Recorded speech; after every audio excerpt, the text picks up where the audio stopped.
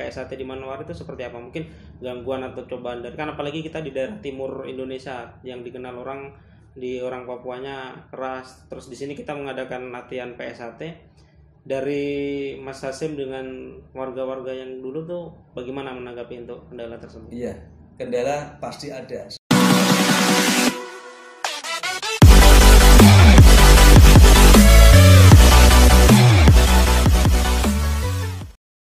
Assalamualaikum warahmatullahi wabarakatuh. Salam persaudaraan, salam pencaksilat. Hari ini saya akan buat konten video yang berbeda dari biasanya, yaitu video pembahasan tentang sejarah PSAT di Manowari.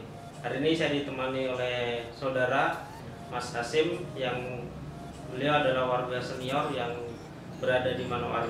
Mungkin Mas Hasim bisa perkenalan untuk sebelum mulai. Oke. Assalamualaikum warahmatullahi wabarakatuh. Selamat sore, salam sejahtera buat kita sekalian. Sebelumnya saya mohon maaf yang sebesar-besarnya, yang mana sebelum saya menjelaskan tentang berdirinya PSAT di Manowari, saya akan memperkenalkan diri. Nama saya Muhammad Hasim. Saya lahir di Nganjuk tanggal 3 Agustus 1966. Pekerjaan PNS TNI Angkatan Darat, tepatnya di kantor administrasi veteran 1808 Manowari, agama Islam, status kawin.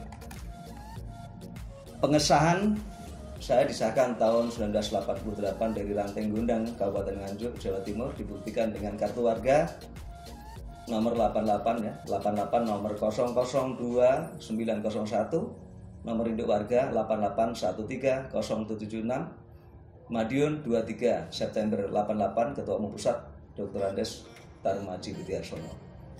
Oke, mungkin langsung saja Mas Puja ya. Ya. Saya pada awalnya ya, sebelum saya ke Manowari, sebenarnya saya itu diajak kakak saya, nggak mau ke Manowari.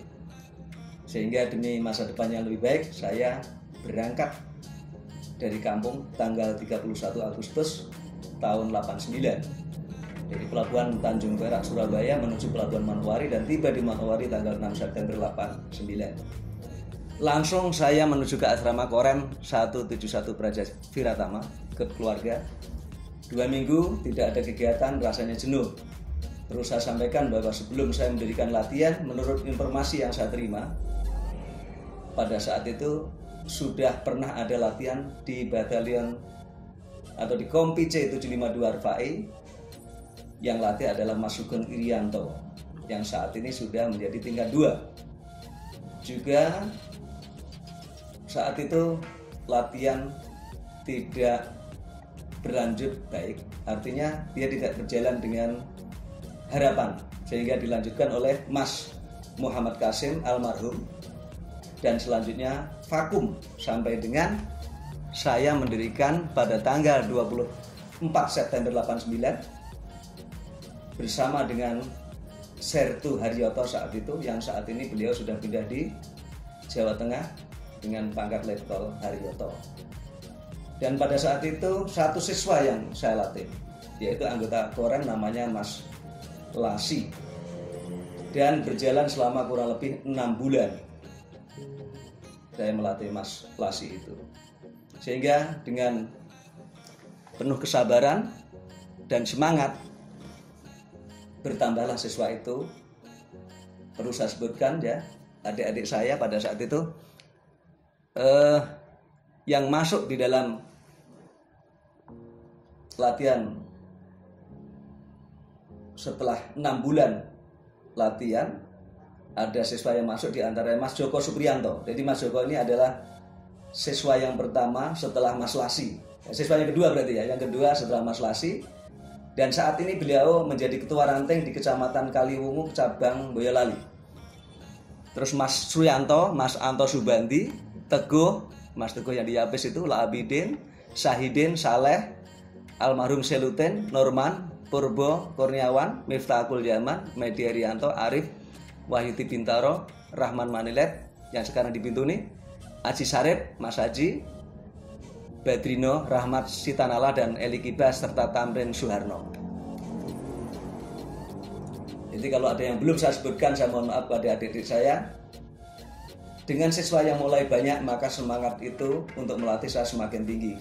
Dan latihan berjalan dengan baik sampai dengan Juni 95. Bulan Juli 95 latihan berjalan tidak sesuai harapan. Yang mana anak-anak sudah putih tapi belum bisa disahkan. Sehingga latihan hanya sekedar untuk mengingatkan ilmu yang telah diberikan oleh pelatih, yaitu saat itu adalah saya sendiri. Sehingga kita tidak berlanjut sampai di pengesahan pada saat itu. Kita berhenti, namun hubungan persaudaraan di antara adik-adik dengan saya terjalin dengan baik. Maaf Mas Puja, saya tidak akan mengatakan tokoh mungkin saya sebagai tokoh pendiri SDA di Manokwari. Yang perlu Mas Puja ketahui bahwa seorang tokoh tidak akan mengatakan dirinya sebagai tokoh, akan tetapi orang lainlah yang akan mengatakan bahwa si A atau si B dulu yang membuka latihan PSAT di Manokwari. Itu misalnya. Mengapa orang lain yang bisa mengatakan seperti itu? Jawabnya adalah karena orang lain tersebut saat itu melihat, memperhatikan, yang akhirnya mengambil kesimpulan si A itulah yang dulu membuka latihan PSAT di Manokwari. Itu pun dia tidak didorong oleh orang lain, atau mungkin dia ada paksaan untuk mengatakan itu, dan itu biasanya dikatakan oleh orang tersebut secara spontanitas. Artinya apa? Mereka mengatakan tanpa dorongan dan paksaan orang lain. Jadi saya kalau menyebutnya bukan tokoh, akan tetapi para generasi penerus yang karena panggilan hati sebagai seorang warga persaudaraan Setiahati Ternate yang berkewajiban mengembangkan ilmu PSAT, sehingga mendirikanlah latihan di tempat yang ia saat itu berada di kampung atau daerah tersebut. Motonya apa? Seorang pesilat harus punya moto, di mana bumi dipijak, di situ langit harus kita junjung. Itu Mas. Jadi selain saya dengan Mas Daryoto, ada beberapa warga yang mendorong kita, yang selalu latih oleh adik-adik, melatih adik-adik adalah Mas Darto. Itu adalah guru SD di Biryosi ya, itu warga 85. Yang kedua Mas Yono polisi, warga 89. Mas Nuryanto yang saat ini Kapolsek di Oransbari, Manokwari Selatan, itu warga 85. Mas Kosnadi yang saat itu sudah pindah di Ponorogo, warga 85, dan Mas Yakob, Pak Guru atau Kepala Sekolah SD SP2 yang berada di SP1. Mas Kusnadi ini yang di PKS dulu PKS, ya, sekarang sudah pindah di Ponorogo. Kalau saya warga 88, walaupun tahun 79-80 saya sudah latihan. Dan latihan saya di pelosok Nganjuk, Jawa Timur. Saat itu pelatih saya adalah Mas Gagi yang sekarang Ketua Korwil di NTB, Nusa Tenggara Barat. Mungkin itu sekilas sejarah awal berdirinya SDA di Manokwari. Itu belum cabangnya Mas ya, itu masih sekilas sejarah. Mungkin ada pertanyaan berikutnya sebelum saya menjelaskan tentang cabang nanti ya, cabang-cabang nanti. Untuk ini Mas, ada pertanyaan yang terlibat dalam ini proses sampai membentuk, kan dalam proses ini kan dari yang sampai jelaskan tadi siswa dan ini yang membantu sampai dalam proses latihan itu, dalam melatih di tempat latihan itu ada siapa saja? Oh itu banyak. Mungkin sebelum itu saya jelaskan, saya mungkin kendala dulu Mas. Ya, kenapa saat itu latihannya kok vakum? Ya. Kenapa? Ya, itu ada. Jadi ada beberapa kendala yang dihadapi pada saat latihan itu vakum atau mungkin berhenti ya. Yang pertama karena jelas tempat latihan itu jauh dengan cabang, sehingga ranting yang jauh dari cabang secara otomatis untuk memiliki sumber daya lebih baik itu mesti kurang. Kenapa? Dikarenakan para pelatih saat itu belum pernah mengikuti penataran tentang sistem kepelatihan. Yang kedua, kurang adanya komunikasi, dikarenakan saat itu alat komunikasi tidak seperti saat ini. Yang berikutnya adalah pembiayaan. Biaya pengesahan terasa berat karena apabila jauh dari cabang, tentunya ranting-ranting yang ada di daerah itu harus ikuti secara otomatis kewargaannya atau pengesahannya ikut di cabang. Apalagi Manokwari saat itu cabangnya ikut Timika yang jauh harus pakai pesawat. Berarti coba Mas Puja bisa bayangkan berapa kira-kira biaya yang harus dikeluarkan Dan apalagi adik-adik kita saat itu masih sekolah, dia masih minta orang tua, sangatlah berat untuk bisa disahkan. Yang berikutnya, walaupun kita vakum, ya, kita selalu adakan pertemuan. Seperti awal saya katakan tadi, kita adakan pertemuan dan kita isi kegiatan itu diantaranya kita mendirikan sepak bola. Kita ikut kompetisi, ada acara Cendrawasih Muda saat itu kita ikut di Borasi, walaupun kita gak juara. Kita ikuti gerak jalan yang dilaksanakan oleh Koran, kita juara 2 saat itu. Kita juga ikuti kegiatan sosial, kerja bakti dan lain sebagainya. Sehingga Asia saat itu juga sudah dikenal orang. Karena apa? Adik-adik saya beri pelajaran yang mendasar adalah pelajaran mental. Mental itu apabila baik maka fisiknya akan menjadi baik. Jadi pelajaran sopan santun, pelajaran tentang loyalitas yang tinggi saya tanam pada adik-adik saya. Sampai saat ini walaupun dia belum disahkan, saya telepon datang. Karena apa? Sudah ada jiwa SA-nya dia. Walaupun saat ini belum disahkan, banyak di situ. Alhamdulillah pada saat itu saya mencari yang namanya Mas Sitno. Jadi melalui siswa saya, Mas Joko dengan Mas Teguh. Dia sampai menginap di SP 2 hari. Bertemulah mereka dengan namanya Mas Suprayitno yang saat ini menjadi ketua cabang 164. Itu ceritanya Mas yang awal. Terus mungkin kelanjutan berikutnya, ya.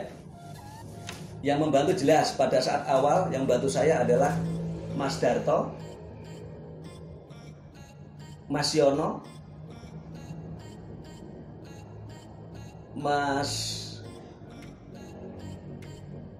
Nuryanto, Mas Kusnati dan Mas Yakub, serta tetap yang awal Mas Hadjoto tadi.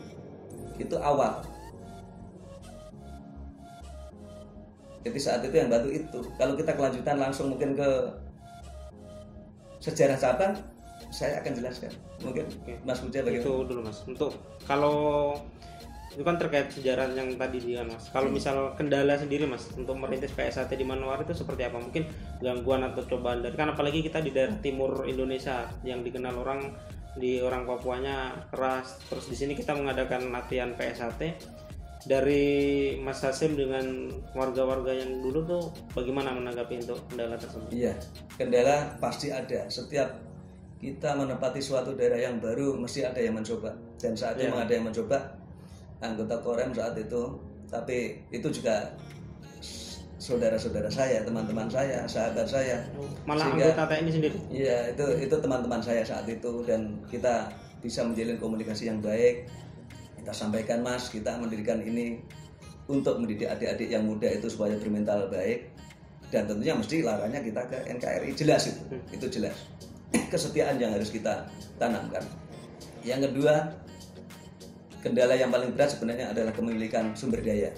Ilmu yang saya miliki itu sangat terbatas. Karena saat itu kalau saya latihan tahun 1980 itu ikut remaja. Begitu saya latihan tahun 88, 87 saya 88 disahkan, itu sudah saya ikut orang-orang dewasa. Artinya apa? Program yang diikuti adalah program cepat.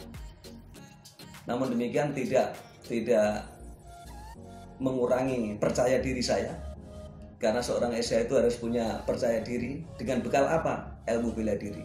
Ilmu bela diri dimiliki karena itu memberikan rasa percaya diri kepada kita. Sehingga melangkah ke depan kita nggak ragu-ragu.